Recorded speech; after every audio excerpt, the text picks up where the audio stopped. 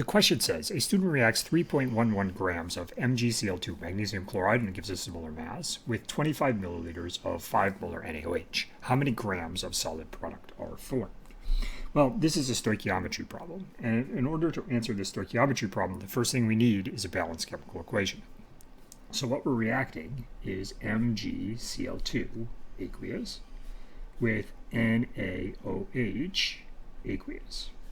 And the product of this reaction, this is a double displacement reaction, Mg goes with OH and Na goes with Cl. Remember that we don't write MgOH and NaCl2. We don't put the convenient product, we put the correct product based on the charges. Well, magnesium is in group 2A, so it's 2+. So we have Mg2+. Hydroxide is a common polyatomic ion, which has the formula OH-. We cross them, and we find that the first product is MgOH2. The other product is Na and Cl. So Na plus, Cl minus, you've probably seen this one a lot because it's common table salt, it's NaCl. Now we need to find the solid product. Well, there we would use our solubility rules. Sodiums and chlorides are always soluble. Okay, 1A metals and chlorides are always soluble. There are a couple exceptions with chlorides, but sodium is not one of them. So there's clearly water around because these were aqueous solutions, so this one's just going to stay dissolved.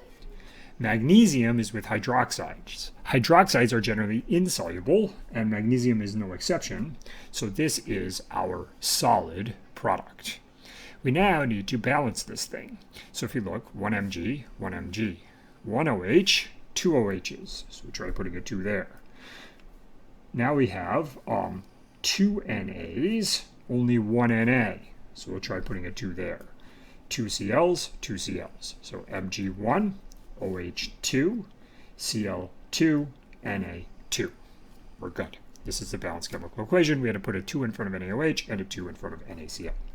Now we need to go back to the question. We're starting with 3.11 grams of this, and we're starting with 25 mLs of 5.0 molar this. And our question is, how much of this are we going to make? Well, this is a limiting reagent problem. So we need to figure out how much MgOH2, magnesium hydroxide, we can make with all of our MgCl2 and how much we can make with all of our NaOH. Note that for this example, one of the two things is going to be the limiting reagent. That doesn't mean for the example that you get on the actual bonus quiz that it will be, so you have to do the math for both. So let's look at MgCl2. How are we going to figure out how much MgOH2 we can make? Well, what we want to do is we want to convert from grams of MgCl2 to moles of MgCl2 to moles of MgOH2, and then finally to grams of MgOH2 using the molar mass. All right, to convert from grams to moles and moles to grams, we're going to use molar masses. Conveniently, the first one is given to us. So if we start with 3.11 grams of MgCl2 times the molar mass or molecular weight of MgCl2 is given to us. So we want to put the 95.211 grams of MgCl2 on the bottom. And on top, we want to put the 1 mole of MgCl2. So that'll convert from grams to moles. Grams will cancel out. Now we need to convert from moles of MgCl2 to moles of MgOH2. Whenever we're converting from moles of one thing to moles of another, we want to use a balanced chemical equation.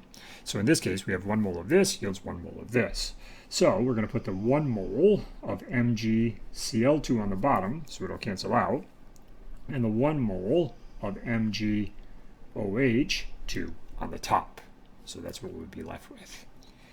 Then, finally, we want to convert to grams of MgOH2. In order to do this, what we want to do is we want to, either Google this or add up 1 magnesium plus 2 oxygens plus 2 hydrogens. I just Googled it. So on the bottom, I put the 1 mole of MgOH2, and Google told me the molar mass of magnesium hydroxide, which is the stuff in milk of magnesia, is 58.32 grams of MgOH2. Multiply by the top, divide by the bottom, repeat until the end, and we find 1.90 grams of MgOH2 can be formed from all of our MgCl2. All right, now we need to do this again, but this time we have a little bit different problem because we have 25 milliliters of 5 molar NaOH. So we don't have a mass, we have a liters. So we do need to convert that milliliters to liters. So we're going to start with liters of this NaOH solution. We're going to convert that to moles of NaOH. Once we have moles of NaOH, we're basically going to do the same thing. Once we have moles of this, we're going to figure out how many moles of our product, MgOH2, we can make. And then finally, we're going to find grams of MgOH2 that we can make.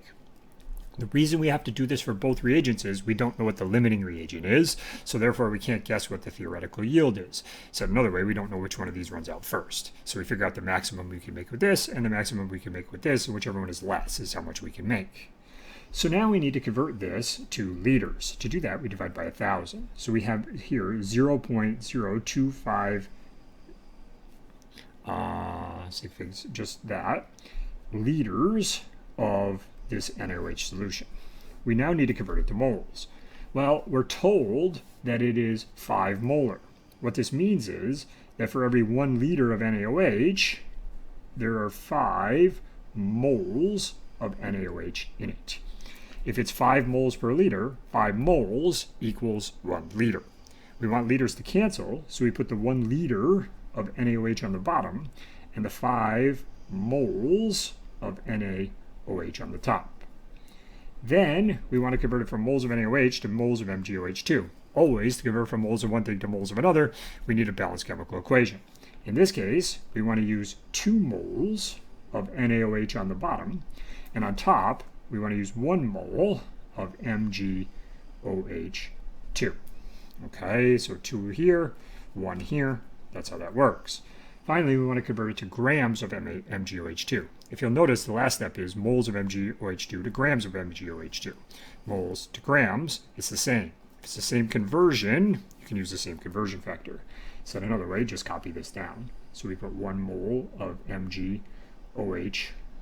on the bottom, and on top the 58.32 grams of MgOH2. When you do all that math, we find that there is 3.65 grams of MgOH2, which you could, if you had to do the right number of sig figs, 3.7 would probably be better, because this is only 2 sig figs, and this is only 2 sig figs. However, in this case, the answer is 1.90 grams. Why? Because when we use all 3.11 grams of MgCl2, we can make 1.90 grams of MgOH2. Said another way, we used all of this. There's none of this left. So we can't possibly make more than 1.9 grams because this was all of it.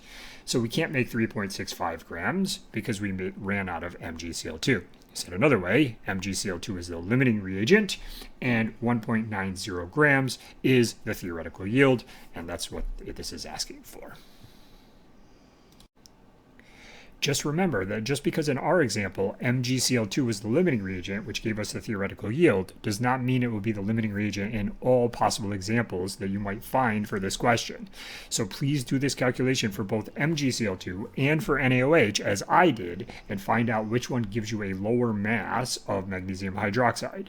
That one will be the limiting reagent, and whatever mass it gives you will be the theoretical yield and the answer to the question. So it's basically whichever one of these two is lower, which will differ for different examples.